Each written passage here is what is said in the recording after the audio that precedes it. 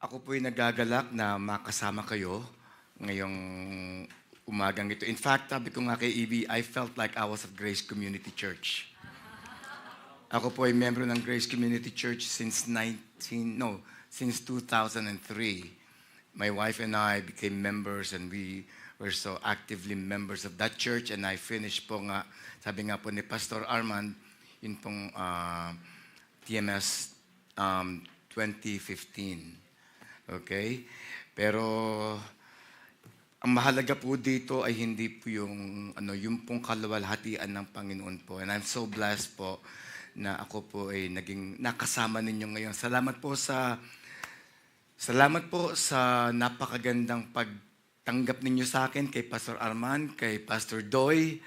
Amen. Kay Pastor hopefully someday. Kay Jackson, thank you very much po, and hopefully po hindi po ito ang una't huli. At kapag naman po kayo'y napunta ng Amerika at kung ako po'y loloobin ng Lord na meron pong Bible study, or actually meron pa rin po akong church na Bible study, you are more than welcome po to join us in that group. Anyway, if you have your Bibles po with you, I would like you po to please open your Bibles to the book of Isaiah. Isaiah 55. I chose this topic because yung pong mga bagay na nakikita ko po sa ating bayan, at the same time, hindi lang po sa bayan ninyo, sa bayan din po namin sa Amerika. Ito po ang sabi ng Lord sa Isaiah 55. Hinihiling ko po sana ang lahat ng tumayo upang tayo po ay magbasa ng salita niya. Isaiah 55, verse 6.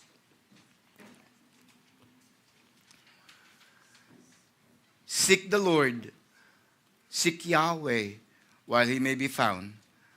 Call upon Him while He is near. Let the wicked forsake his ways, and the unrighteous man his thoughts.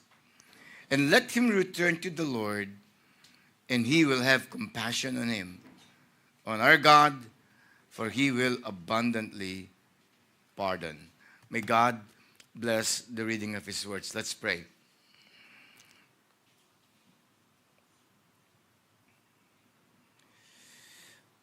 Kami, O Diyos, kataas-taas ang Diyos ng may lalang ng langit at ng lupa, ang Diyos na lumikha sa amin, ang Diyos na nagkatawang tao upang kami ay magkaroon ng kapatawaran, ang Diyos na nagkatawang tao at namatay, hindi lamang namatay, inilibing at muling nabuhay at muling umakyat sa trono ng kanyang Ama. Salamat po, O Diyos, sa oras na ito. Father, we come before you. We just ask, O God, for your grace and your mercy. We are asking, O Lord God, that may you bestow on us, Lord, your Spirit as we study your word. Habang kami, Panginoon, ay nagbubulay-bulay ng iyong mga salita, hayaan mo, O Diyos, na walang maitaas, walang makita, kung hindi ang kaitaas-taasang Diyos lamang. O Diyos, salamat po sa tahanang ito. Salamat, O Diyos, sa gawain mo dito.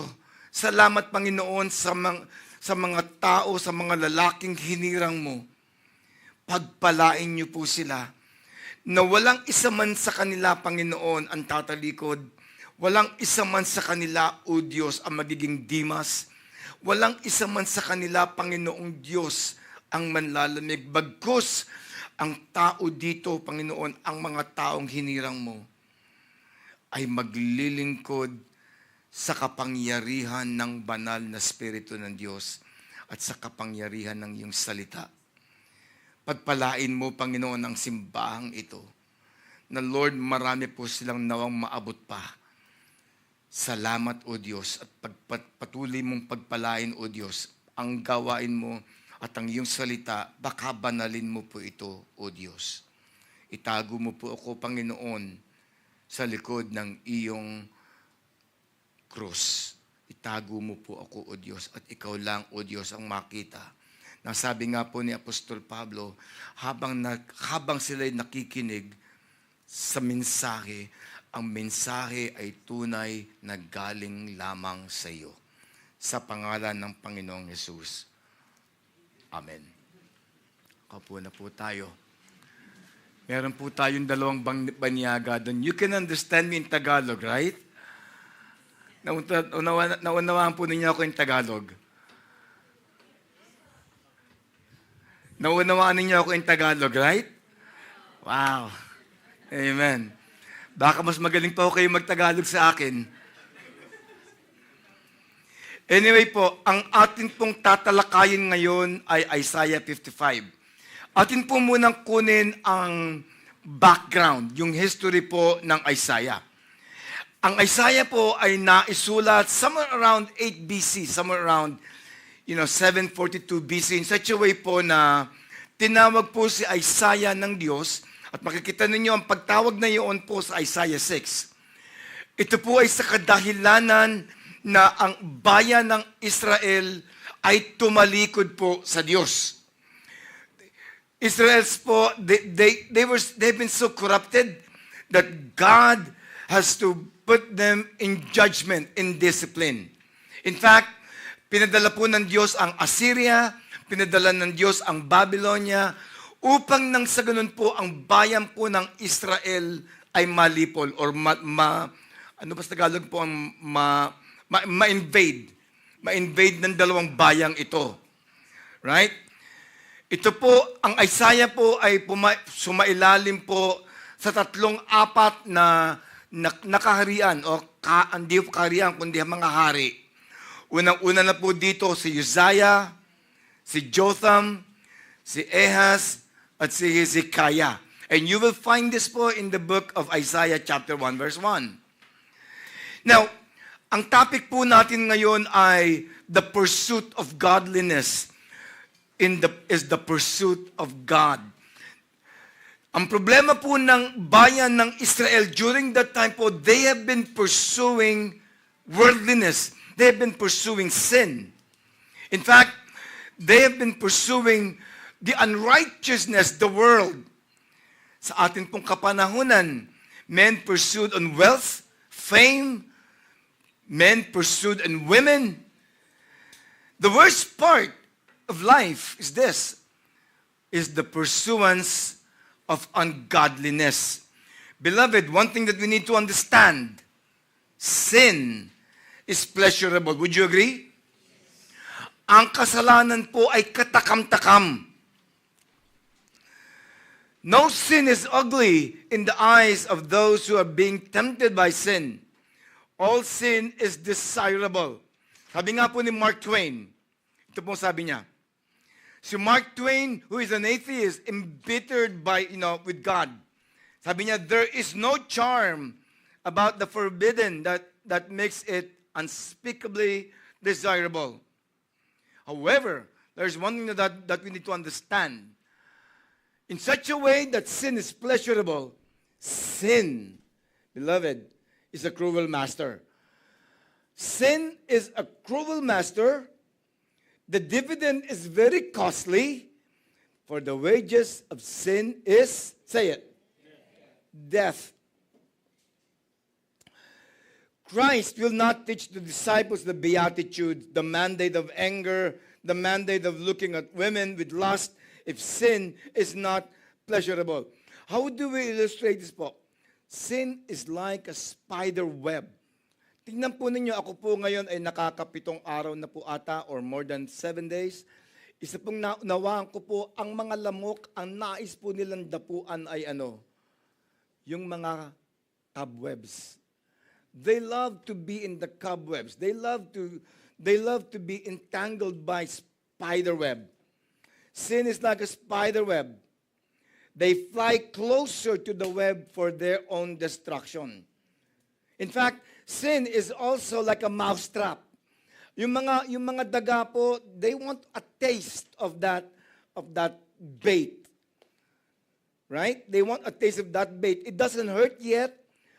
It doesn't snap. But once you take the bait, what happened po? Once the mouse take the bait, There goes the snapping and of the mouse, breaking its neck. If there's one thing that I really love so much as an illustration po, at ito po ay alam ng maraming Amerikano, sin is like, I guess hindi lang Amerikano, pati Pilipino, sin is like a credit card. Enjoy now, pay later. Amen. So, from the study today, we would be looking at 4. It is imperative for us to understand this so that we will be able to really walk before God in holiness. And there are four, I would say, lesson headings on this topic of the pursuit of God. Number one is the call to pursue. The call to pursue God. God is calling men to pursue Him, pursue holiness. You'll find this in chapter 55, verse 6. The call to pursue God. Number 2, the condition when sinner pursue God.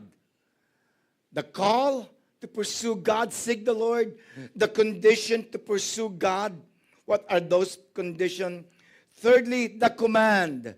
The command to pursue the Lord, to pursue Yahweh, pursue God.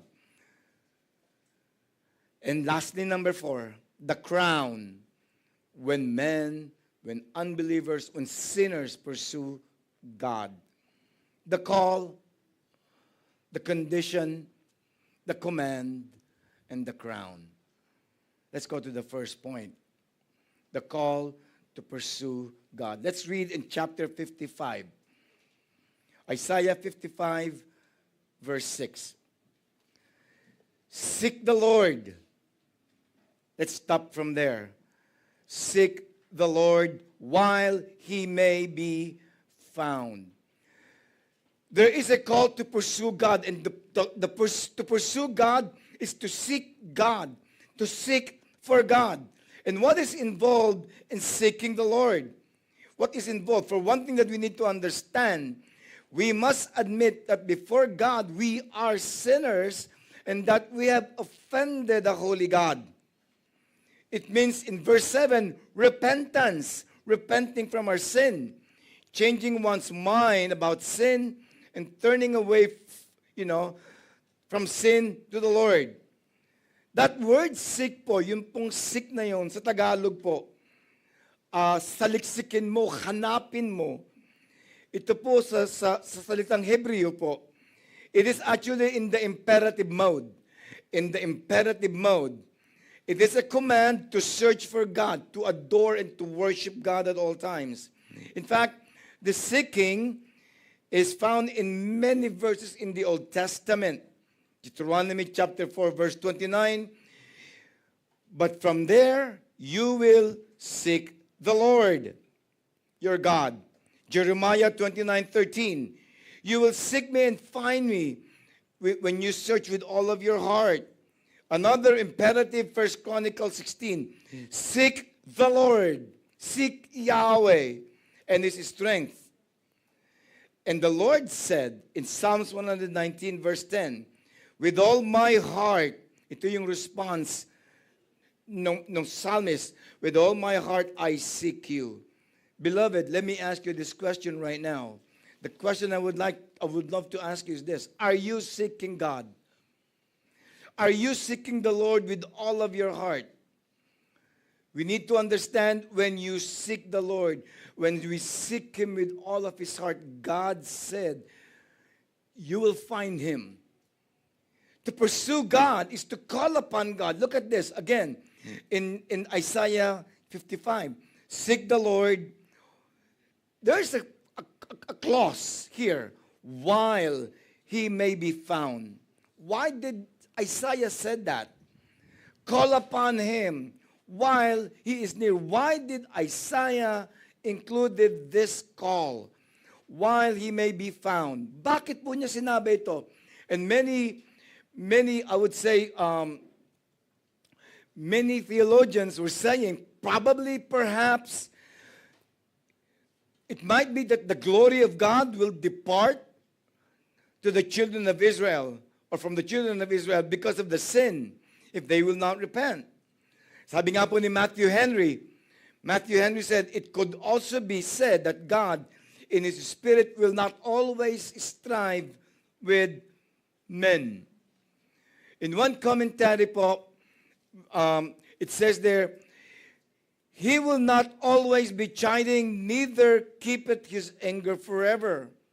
God will withdraw Himself from Israel.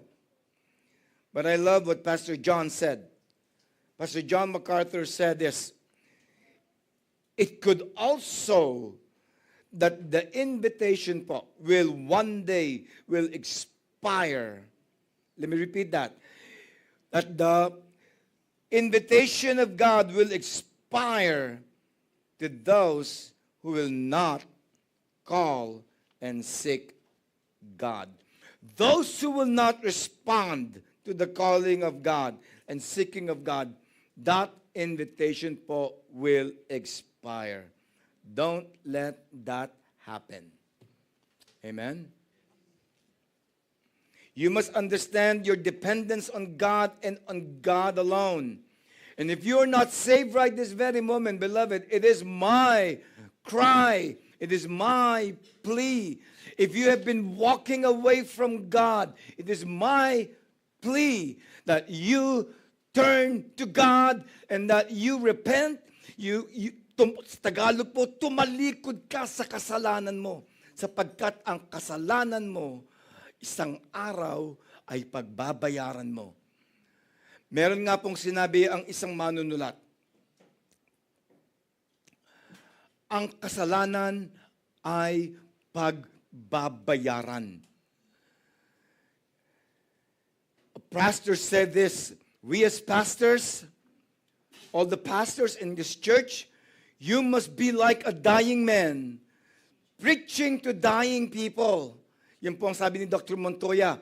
You are like a dying man preaching to dying people. Why? Because the men are dying.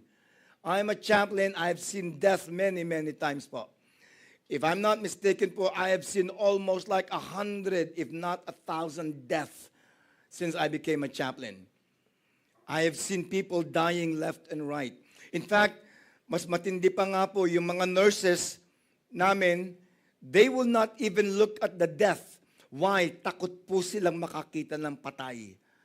Kaya nila pinapadala yung mga chaplains. Beloved, let me tell you this. There is a plea. There is a plea to repent. Tumalikod ka, kapatid. Kung hindi ka pa saved, tumalikod ka sa iyong mga kasalanan.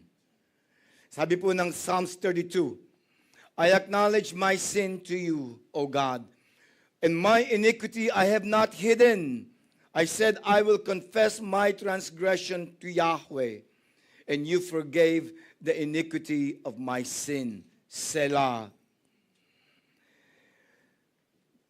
My question to you right now is this, before we go to the next point. Are you saved? Lagi ko pong tinatanong ito sa mga mamamatay na. And I'm hoping it's okay with you if I ask this question. Kamakailan lamang po, June 8, tayo po ay nakatanggap ng napakalaking trahedya sa Sarangani.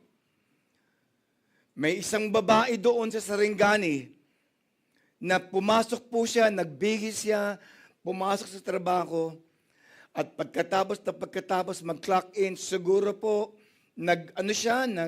inayos niya yung kanyang kaka because she was a cashier. At 7:30 to 7:35 a.m., all of a sudden, there was a big 7.8 earthquake. And what happened po dun sa building na Save More, all of a sudden, the whole building collapsed. Kasama po dun yung babae.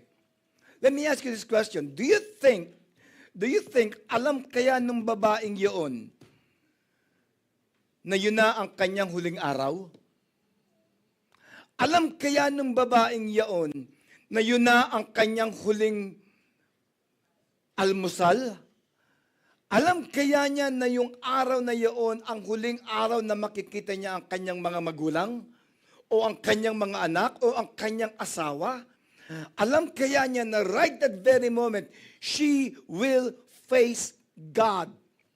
Why am I saying this? It's because of the fact when God says, seek the Lord, call upon Him, while He may be found, while He is near. Why? Because there will come a time that God will call you, and you don't know when the time is, beloved, and there is no escape. Beloved, sabi nga po ni John Owens and Charles Spurgeon, kill your sin or your sin will kill you. Amen? Cry out to God. If you're not saved right now, beloved, I urge you right now from the bottom of my heart. I did not come here like 1,000 miles away. Nagbiyahe po ng almost like 15 hours just to, makita lang po ang Pilipinas, magkalabansin. No po. I came here to tell you right now, all of you, that you need to repent and to turn away from your wickedness. And I thank God for this church, that this church is preaching the truth about Jesus Christ and Jesus Christ alone. The second is the condition. Again, the condition po, seek the Lord while He may be found. Call upon Him while He is near. Ano po yung kondisyon na yun? Let, in verse 7, the wicked forsake his ways, and the unrighteous man his thoughts. There are two things po that Isaiah said. Let the wicked pursue God. No, sorry. When the wicked pursue God, he will forsake his ways. Beloved, let me tell you this. Repentance is the very heartbeat in which we can determine if we are truly saved. Repentance, according to John MacArthur, is not a belief or faith, but it is an important component to salvation. You cannot be saved without faith. Hindi kayo maliligtas kung wala pong pananampalataya. At the same time, hindi kayo maililigtas ng pananampalatayang yan kung wala kayong pagsisisi. Unless there is repentance. Your faith should match repentance. Sabi nga po ng Ezekiel, why would you die, O house of Israel? I have no desire in the death of the wicked. And the sad part about this, beloved, if you don't repent and turn away from your sin, guess what? There will be only two things that will yung pong inyong destination. Number one, it's either heaven or it's either hell. And there is no escape. Amen. When the wicked pursue God, he will forsake. That word forsake is in the imperative aorist, active. It is an active, almost like an active mode. Command from God. You are to abandon, you are to desert, you are to leave behind your sin. A person who truly became a believer of Christ will have no choice but to forsake his or her ways. Our ways always oppose God. Our ways always oppose the almighty living God. Our feet are always out there to deceive others. In fact, our mind are always out there to wander, away from God. Let me ask you this question. Ask yourself right now. Saliksikin po ninyo ang inyong mga puso right this very moment. Saliksikin po ninyo ang inyong mga puso. Are you dishonest? Am I dishonest? If you are, give up your dishonesty. Do you love to curse?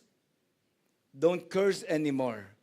Ito po yung sinasabi ng Lord sa Beatitude. Do you love to steal? Magnanakaw ka ba? Nagnanakaw ka ba ng oras?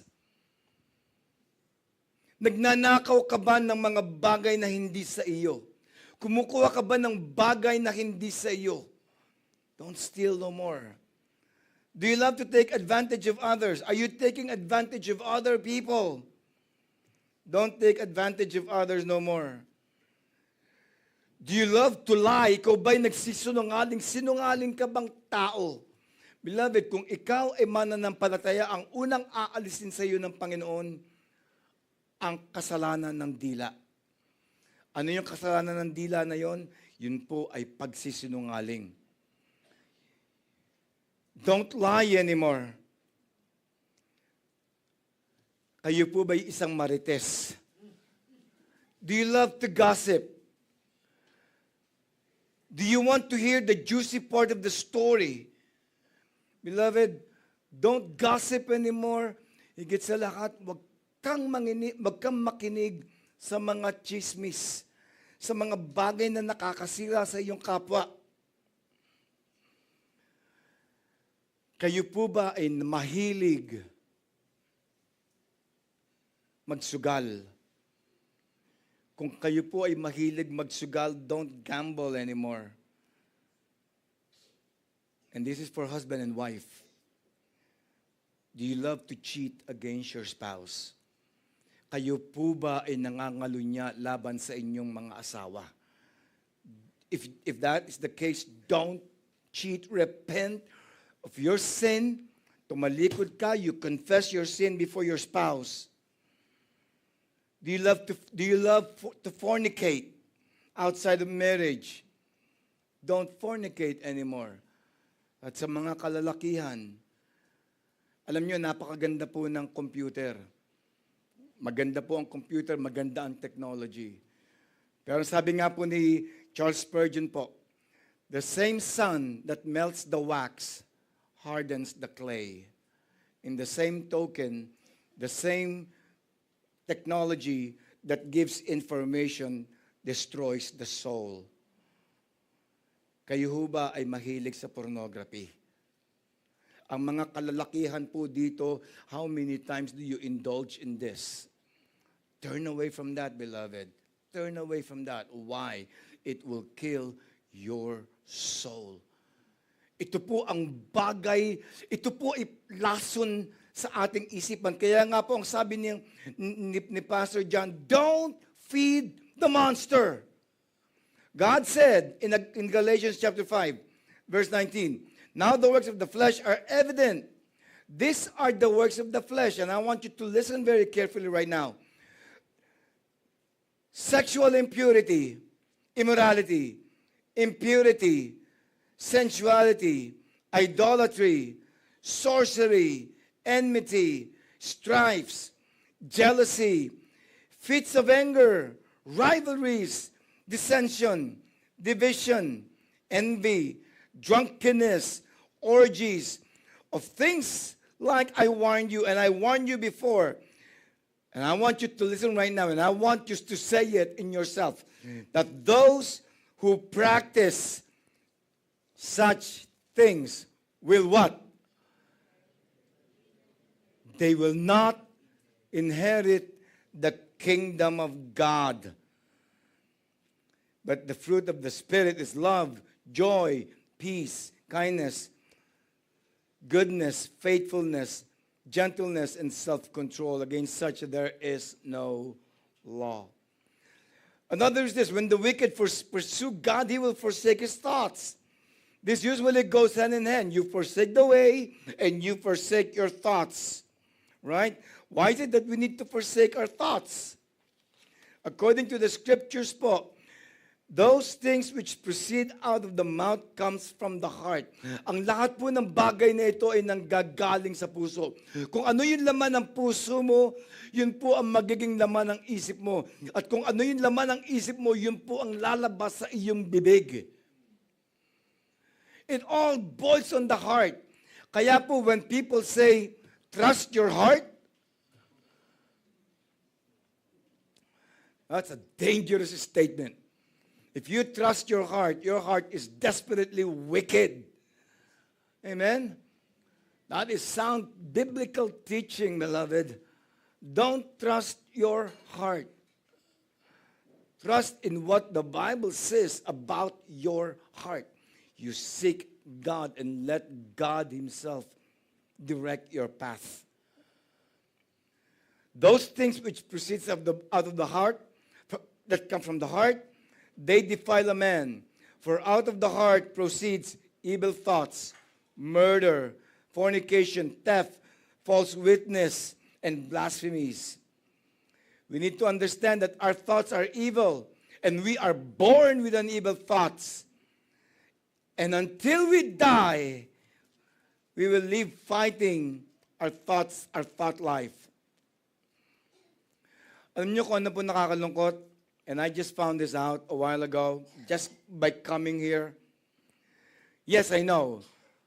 Computers are really good. Kanina ginamit ko yung goodness ng computers, at the same time, things that destroys a man. The same thing is true with the church. I just found out that pastors doesn't study anymore. They don't study anymore. At ang ginagamit po ng mga pastors right now is, and this is very rampant, it's AI. AI is the one doing the what? Doing the sermon. Beloved, kapag ginawa po ito ng pastor, bumaba ka na lang. Don't even trample on this. Why? Because God is not mocked. Whatever you sow, you will reap. Wala na po yung hipo ng banal na spirito. Sa amin pong seminar, last Thursday, nagturo po ako from 9 in the morning hanggang 5 in the afternoon. At ang isa po sa turo doon, kung ikaw ay mag-aaral para sa kongregasyon, kailan ka mag-isiwalang mag-aral? Hindi po sa araw ng Sabado. Mag-aaral ka sa Tuesday pa lamang o sa Monday pa lamang, nag-aaral ka na para sa sermon mo. I-apply mo yung hermeneutics, i-apply mo yung exegetical study, i-apply mo yung diagramming, i-apply mo po ang homiletics, ang exposition. Pagdating po ng Friday, luto na po ang pagkain. Kung busog ang tao, kung busog ang sermon ng pastor, busog ang tao. Tama ho ba yun? Kapag hindi tama at gumagamit ka ng AI, asahan mo yung mga tao mo mag-AI din. Dati ho akong IT. I was an IT before for like 15 years. One of the problems po of technology is this: it can be invaded by spyware or viruses. Alam niyo kung ano ginagawa po ng mga IT pag na-invade na yung computer or yung server? Reboot, re-image. Kailangan mo ng re-imaging. Same thing is true with your mind. Beloved, your mind needed to be re-imaged by the power of the Word of God. Amen. Amen. In Genesis chapter 6, verse 5, then the Lord saw that the wickedness of men was great on the earth, and that every intent of the wicked, of the thoughts of the heart, was only evil continually. Can you imagine this? Adam sinned against God only once, and it plunged the whole nation, it plunged the whole race into sin. Nung Genesis chapter 5, ang sinfulness po ng tao during that time was blatant. Let me ask you this question. The sin of the world right now, the sin of the country, the sin of America, the sin of the whole world is blatantly on the nostrils of God. What do you think will happen to this world in the next few years? If this happens in the time of Noah, how severe do you think is in the mind and in the thought of God? It would be 1,000 greater for a life in our lifetime. How is your thought life, beloved? Kamusta po ang inyong pag-iisip? How are you when you are alone? How are you when you're all by yourself? Is your thought life pure? Is your thought life pure? Did you prepare your heart before coming to the service this morning? Did you prepare your heart and your mind last night to meet God? To meet the God of the Word? Are you pursuing God? Or are you pursuing sin? It is my prayer, beloved, that you pursue on the Lord. So we saw, number one, the call. Second point, the condition. Thirdly, the command. The command to pursue God. Let him return. Sabi dito po sa verse 7. Let him return to the Lord. Let him return to God. A person who is willing to seek and to call for God must abandon his ways, his thoughts, and he has no choice but to return to God. In fact, the word return in the book of Isaiah means to turn back. It means repentance. To repent of your sin. A change of heart and a change of mind. It's again given in the imperative command, in the imperative mode. Turn away from your sin. Repentance is an act of the will that involves turning away from evil. 2 Kings 17:13, and turning to God because He is merciful. True repentance acknowledges God's lordship, admits guilt and confesses his sin. Sorrowful, recognize the shame of sin and pledges a change of behavior. Repentance is a rejection of the past and a new direction for the future based upon the willful change of heart and behavior. Beloved, the external symbol of all this is this. Your heart must be substitute for the internal change produced by true repentance. You know why I love Reform? It's because we preach repentance. A church that doesn't preach repentance is a dangerous church. A church that preaches about prosperity alone or blessings alone is a dangerous church. If you're looking for a church, that church should be preaching repentance, sin, and turning away from your wickedness. You should know first the bad news. And the bad news is this: you are all going to hell. We are all destined to hell. That's the bad news.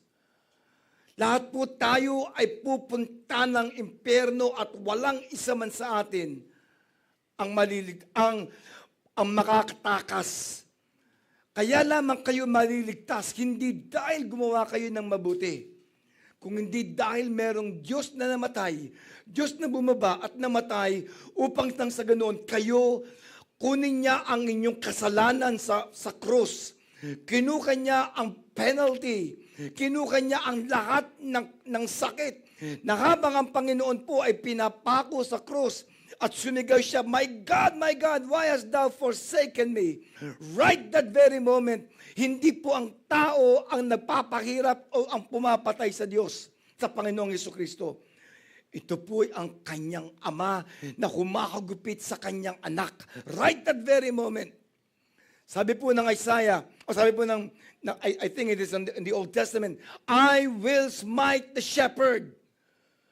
Ang Diyos mismo ang nagpahirap sa kanyang anak upang magkaroon kayo ng kaligtasan, magkaroon kayo ng kapatawaran sa inyong mga kasalanan. Yan po ang tunay, mga kapatid, na ebanghelyo. And how would you respond to God? Return to me, saith the Lord. Zechariah 1:3. Rend your heart and not rend your garment. Joel chapter 2. Return to the Lord your God. Why? For he is gracious and compassionate, slow to anger, according in loving kindness and relenting of evil. Why will you die? Zechariah 33:11. Why would you die, O house of Israel? And I'm saying to you right now, O sinners, why will you die and choose to die? One day, you will face God. Ask yourself this question. Why will God allow you to enter heaven? And the question is, the answer is this. It's because Christ died for my sin.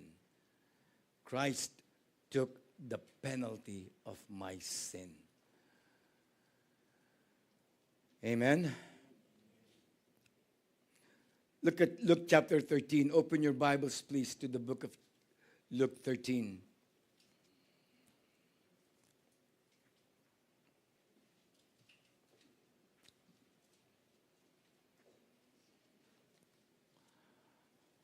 Luke 13.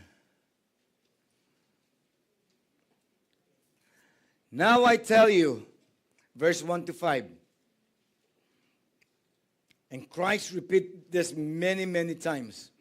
Now I tell you, but unless you repent, you will all likewise perish. Beloved, do you know that Christ preached more about hell than heaven? Christ preached more about perishing than blessing. He preached more about repentance. In fact, the first message of Christ is repent and believe. It is not believe and repent. It is repent and believe. Of those 18 of whom the Tower of Siloam fell and killed them, do you think they are worse offender than the others who live in Jerusalem? No, I tell you. Unless you repent, malibang tumalikod ka sa kasalanan mo, you will all likewise perish. One of my favorite verses, and I always say this to my congregation, and not only to even to the people that I meet, in John. Sabi po nila, I was saved because I believe. That's true. You were saved because I believe. Sabi ng Bible po, for God so loved the world that He gave His only begotten Son, that whosoever believes in Him will not perish, but will have an everlasting life. But that's only one part of the verse. You should take the whole context. In John chapter 3, verse 36. John 3:36. He who believes in the Son has eternal life. Amen. But he who does not obey the Son will not see life, but the wrath of God abides in him. So what is Christ demanding to every believers? It starts with the letter O. Obedience. God demands obedience. He wanted your heart of obedience. Amen? Kayo ho ba ay sumusunod sa alituntunin ng Diyos? Hindi lamang kayo nananampalataya, kung hindi tunay na sumusunod sa alituntunin at sinasabi ng Biblia. Have you repented of your sin? Are you wandering away from God? Is your life so far away from God right now that you don't want even to be inside this church because it burns your soul na para bagang pag pumasok ka dito, napapaso ka? Do you prefer to be outside? Ang tagal ni pastor mag-preach.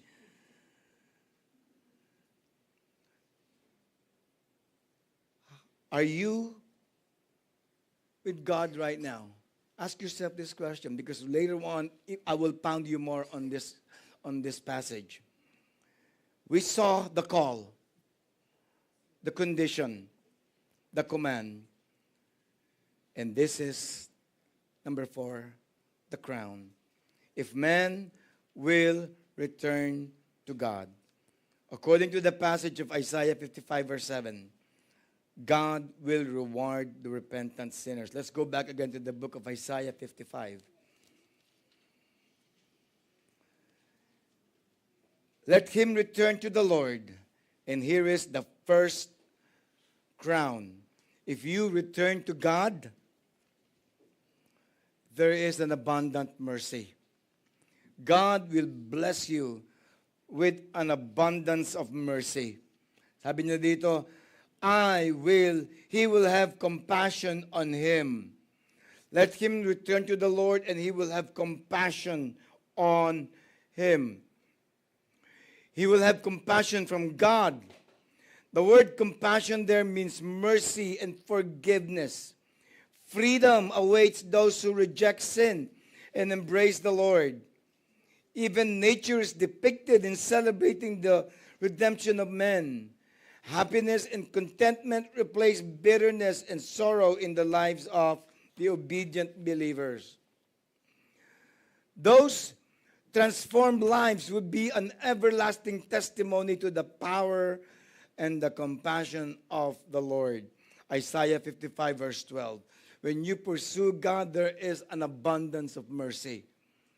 Amen. Do you know what mercy means? Mercy is withholding what you deserve.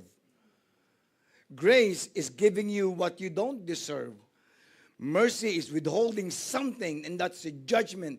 That is something that you deserve. And God said He would withhold that. You will have an abundant mercy. And secondly, when men pursue God, there is an abundance. I love this.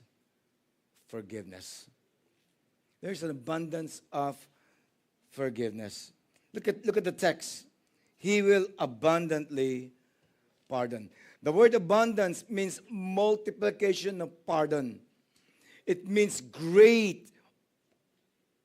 Truly, the great God will give you His great pardon for sin. A person who is pursuing God will be forgiven by God to the max. Sabi nga po ng Psalms, as far as the east is from the west, He will be forgiven, and their sin will be remembered no more. For I, even I, the Lord, in Isaiah 43, even I, the Lord, He who blots your transgression, God will blot your transgression for His name's sake, and will remember your sin no more. Review the past for me. Let us argue the matters together. State the case of your innocence. If you confess your sin to God, He is faithful and just. He is faithful and just and will forgive our sin and purify us from all unrighteousness. 1 John 1:9. Beloved, repent and turn to God so that your sin may be wiped out and the time of refreshing may come from the Lord. I am a chaplain, and like what I said, I've seen a lot of death in my life, in my ministry. One thing about death is this. Death, I would say, hindi po siya kumakatok. Hindi siya kumakatok. Hindi po siya gentleman. He will come Di mo pwedeng sabihin sa kanyang, huwag ka munang pumunta. Stay ka muna dyan. Death is not like that. It comes. In fact, I always say this to every pastors. When you preach, preach as if it is your last day to preach. And I would like to give my best to you guys to this. You turn away from your sin, repent of your sin, receive the gospel, maniwala kayo, repent, receive the gospel, believe the gospel, and obey the Lord. If you are not a believer, kung hindi ka pa mananampalataya, sabi mo sa akin, Pastor, Katoliko ako, mamamatay akong Katoliko. Totoong mamamatay kang Katoliko at yung kamatayang iyon ay kamatayang panghabang buhay sa impyerno. Walang isa mang idolater o sumasamba sa Diyos-Diyosan ang papasok sa langit. If you're not a believer, come to God and beg for His mercy. And if you are a believer and you are walking away from God, return to the Lord. And we, fathers and mothers, you need to shepherd your children and lead them to Christ. I would like to close with this very powerful story. By the way, today is Communion Sunday. Do us a favor, or do yourself a favor. If you are not a believer, don't partake of the communion. Amen ba yan? Don't partake of the communion because that is a holy emblem. If you sin against God, confess your sin again to the Lord. A story of Robert Robinson. It was a bright Sunday morning in London. But Robert Robinson's mood was anything but sunny. Why? Si Robert Robinson po is a very lonely man. He doesn't like to hear the church bell. Why? Because it reminded him of his past, when his faith was strong before God, and the church was an integral part of his life. The sad part about Robert Robinson is that it has been years since he set foot on a church. Robert Robinson's po was on wandering. He was delusional po. Gradual defection from God and from the God he once loved.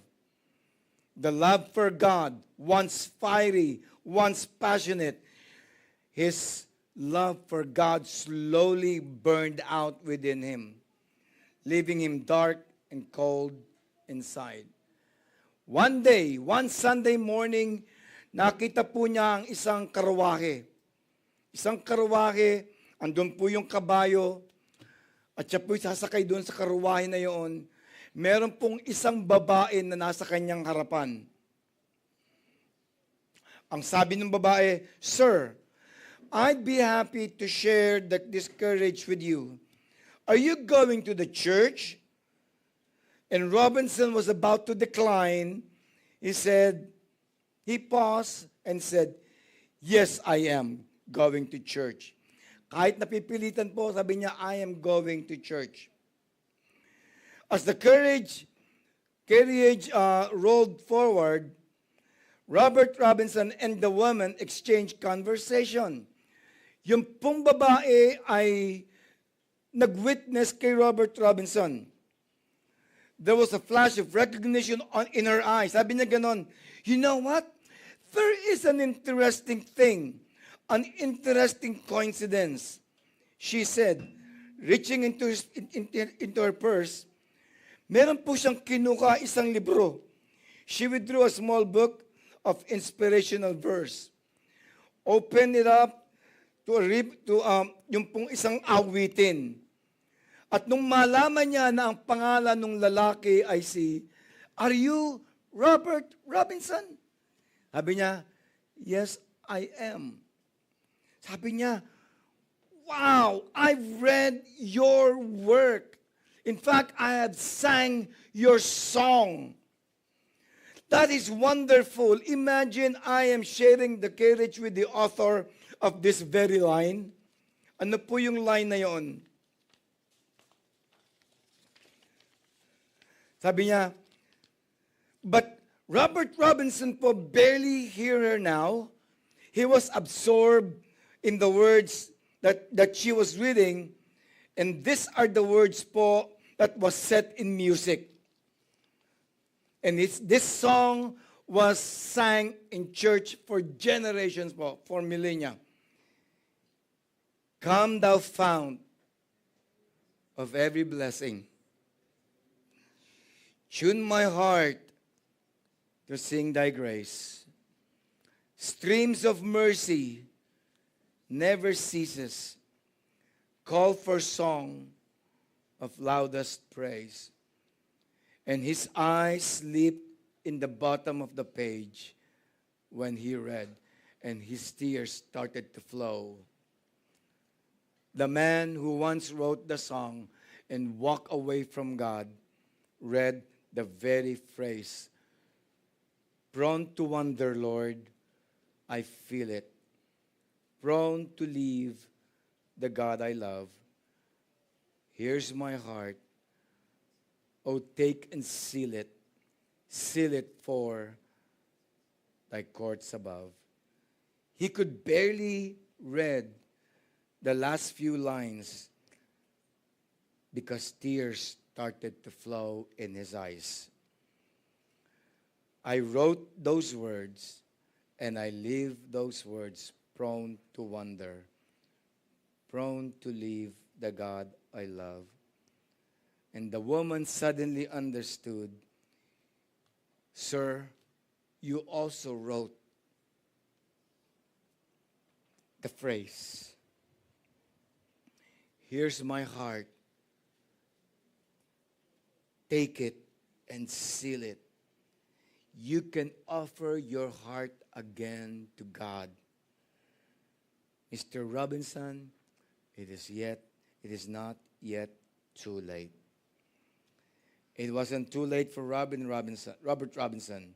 And in that moment, because of the witness of that young woman, he turned his heart back to God and walked with him for the rest of his life. Beloved, how is your life today?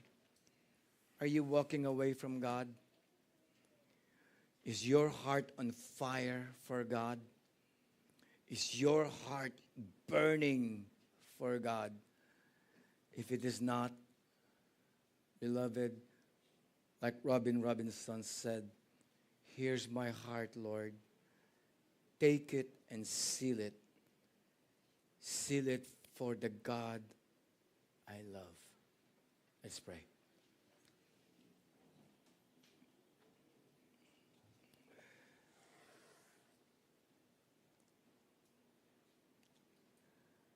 Holy God, kami po ay lumalapit sa iyo. Nagsusumamo. I come before you, Lord. Humihingi kami ng tawad sa amin pong mga nagawang pagkakasala sa iyo. Sa harapan mo, hindi kami karapat-dapat. Panginoon, patawarin mo po kami sa amin pong mga kasalanan. Patawarin mo kami sa mga times, O God, na kami po ay tumatalikod at tumalikod sa iyo. Patawarin mo kami, Panginoon, sa mga araw na kami po ay tumatakbo palayo sa iyo. Panginoon, be with us, O God. Lord, I know we are prone to wander. We are prone to leave the God we love. But Lord, here's my heart. Take and seal it. Seal it for thy courts above. Dear God, I pray with the words that we have seen today, seek the Lord while he may be found. Call upon him while he is near. Turn away from sin Call upon Him, O God. Call upon you, Lord. And you've made a promise.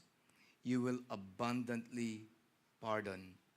And not only abundantly pardon, O God, there is this blessing, Lord God, that you made a promise. That you will have compassion on those who seek and to turn away from you and obey your words. This I ask and pray in Jesus' name. Amen.